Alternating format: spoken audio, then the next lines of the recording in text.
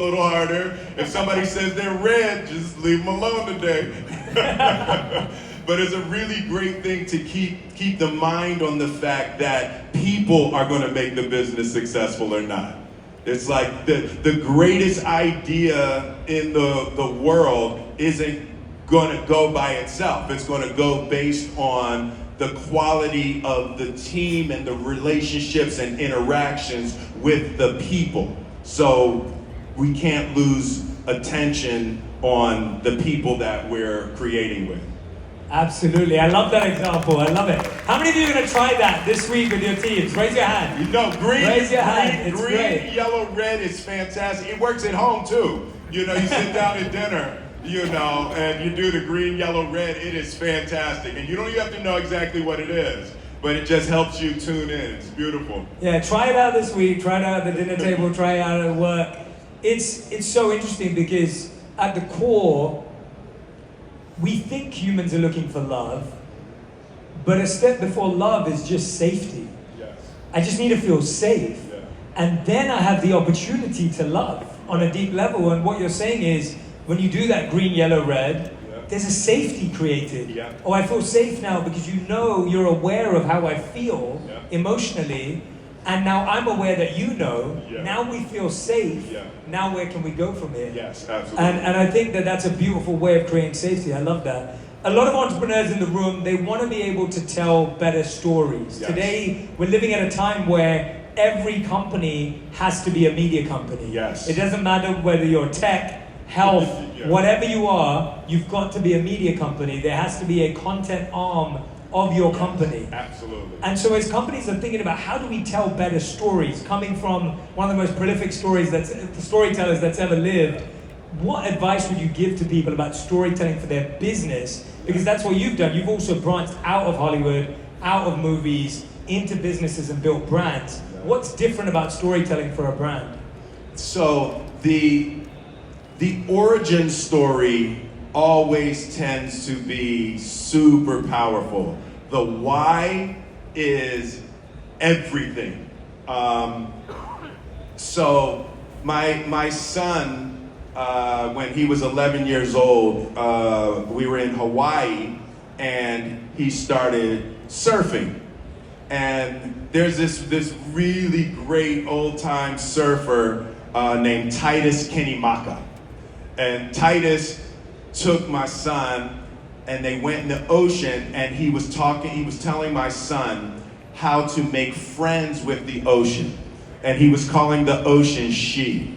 And he says, some days she's not great for surfing. You have to understand her mood, and you have to be able to read it, and you have to be able to be in sync. And when you surf a wave, you know, and so he's going through, and my son gets this really mystical picture of the ocean. And then we went back to the house, and he saw a thing that there were plastic bottles, and there was an island of plastic bottles in the middle of the ocean. And he had such a deep visceral reaction that this beautiful she he was just learning about was getting poisoned. So he researched and he started a renewable water company, renewable water bottles, paper water bottles with tops made out of sugarcane. And he started this company. He was 12 years old. He started this company, and the story was so beautiful for people. He was learning how to go to investors, and the story was so beautiful for people that a little kid was loving the ocean and learning about the ocean, and he saw that the ocean was being poisoned, and he wanted to do something. It was like everybody said yes. Everybody that he went to said yes based on the story, right? And for your company, what you're doing is really important, but why you're doing it is what makes people give money more quickly, right? Why? Yeah, it's so true. That origin story is Origin story is everything. everything. Yeah, it's a great reminder because I think sometimes we get carried away. We're like, oh, I need to jump onto this trend, or Yeah. I need to keep up with what's going on. It's like that original story. If you can find a way to communicate that Communicate, yes. in a way that digests and lands for people, Yes. that's beautiful. And you have to always tell it. You have to tell it over and over and over and over. Every single post, you never stop telling the story, and the story will evolve and new things will happen, but it is every single day, over and over and over, you hammer the idea of the story and the why for people to catch on. It's not a one-time telling of your story. And I heard a great quote: the decks equal checks, right? Like that idea that you like a good, solid, clear deck that lays out the storytelling and lays out what you're doing. Creating a clear delivery of the narrative is super critical.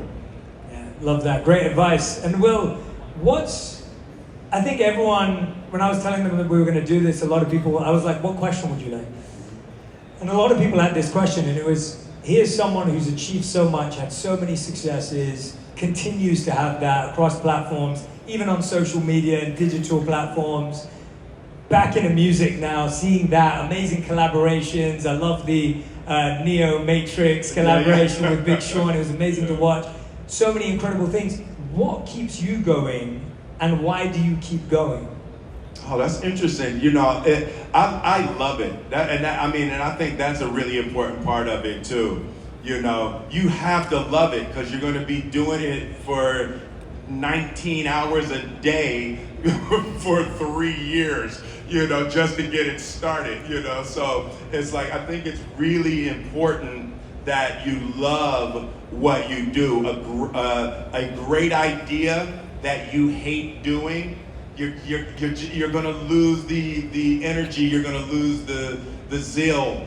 You have to love it. And I would say another aspect is get comfortable with things dying. Get comfortable dying. It goes, businesses, relationships, they're going to go through phases, right? So you're going to start and you're going to get to a point where all is lost. If you're not dead, you're not dead, right? And it's like, it will feel like it's over a lot. Just don't stop, right? And it's like the winter comes and you can't raise anything and it doesn't seem like it's working. And then the spark of the spring comes and it will blossom and it will collapse. It's always going to build and collapse and build and collapse, and it's just going to get bigger every time it collapses. What it demands is that you get comfortable with the death of the previous phase. Let it die. It's over, but you learn some new things, and you know you'll have to downsize to 80% down, but now you've got a rock solid 20% that you're going to build on the next time. But the absolute comfort with what feels like tragic loss, and to be able to stay calm and stay centered in the middle of that and trust yourself that you did it before and you'll do it again. My experience has been you don't succeed to the top, you fail to the top. You fail, boom, you get it, you know. Wow. I want everyone to write those two things down. 19 hours a day for 3 years just to get it started. Right? Write that down. And the second thing, a good idea that you hate doing isn't going to work. I think so many of us get addicted to, I've got a really good idea. And I think we've all come up with amazing ideas, but if you don't love the execution of it, that is great advice. Well, we've got a couple of moments left. I want to ask you two more things. The first is, you just spoke about it. We fail to success. Yes. What does failure teach you that success can't? And what does success teach you that failure can't? So I would say what failure teaches And it's not just the failure. It's not just the failure. It's the failure and the recovery that's important. That once you recover, you realize that just because you had a down moment doesn't mean you failed. Right? It was the tide comes in and the tide goes out. Failing is not death. And something declining, something breaking, something going wrong is a way that you learn how what you're trying to do works. One of the big things that failure taught me is timing. That something may have worked 6 months ago that is not going to work today. And having that failure and then the recovery, like, ooh, got it, I learned, okay, just because something worked before doesn't mean it's going to work again. And I have to be nimble, and I have to be attentive to the current of what's happening, not committed to a single idea. I love that. All right, last thing, Will. I'm going to ask you. You played iconic roles, iconic movies. I'm going to name some of the top ones of yours, and I want you to say one word to describe it. One word. One word. Yes. Fresh Prince of Bel-Air. I guess it's more than one word. Go on then. The best job ever. Pursuit of Happiness. The individual best movie I've ever made. Yeah. I Am Legend. I Am Legend.